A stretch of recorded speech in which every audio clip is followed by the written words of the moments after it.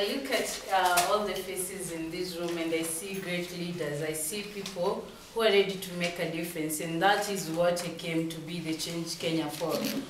I believe we've all come into contact with child poverty, and that's why we're here today, not by coincidence, because you know what that affects a child.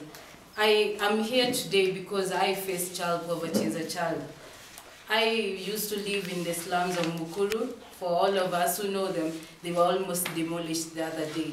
And I would wake up every morning, and this would be like my daily routine. I would wake up, most probably there would be nothing for breakfast, so I would take maybe hot water, then walk a distance to my primary school, and the only hope I had to eat was in school. I would take porridge during break and lunch, maybe githeri, which I believe is the staple food in most schools in Kenya. And that was the pain I had to go through. But despite all that, I had a great mom who's my greatest mentor. And for years, she had been encouraging me. Despite the fact that I'm from a slum, there is no way I would not make it to a high school that is more than a national school.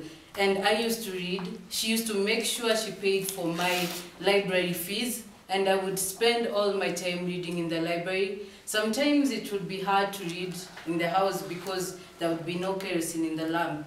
And all that suffering, I rose above it. I know that there is no challenge that is too big for anybody to rise above.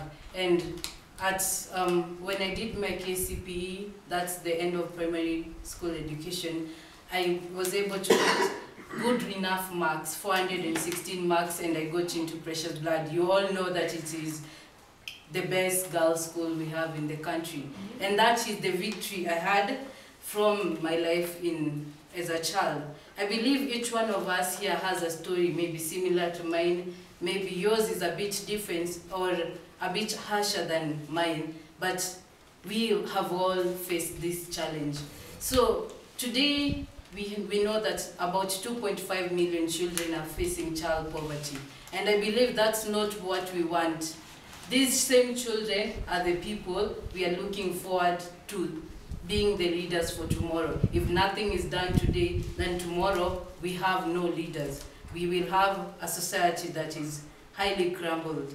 So I want to ask each one of us, we are tied to a home right now. There's St. Paul's, there's Nyumbani, Yatumaini. We have all these people. Around those homes, there are societies. Maybe there's a church nearby, there are people, there's a chief, there's a police force. You need to ask these people to join hands. If the church can fundraise to help out in this home, if the chief can do something, ask the government to fund this home, we are just those small ways we are making a difference in this child's life. I am a living proof that education works. I got my education through an organization called Akilidada. They sponsored me through high school, and they gave me the hope to go through my 4 years in high school. And that's why I'm standing here. I'm joining all of you for this being the change.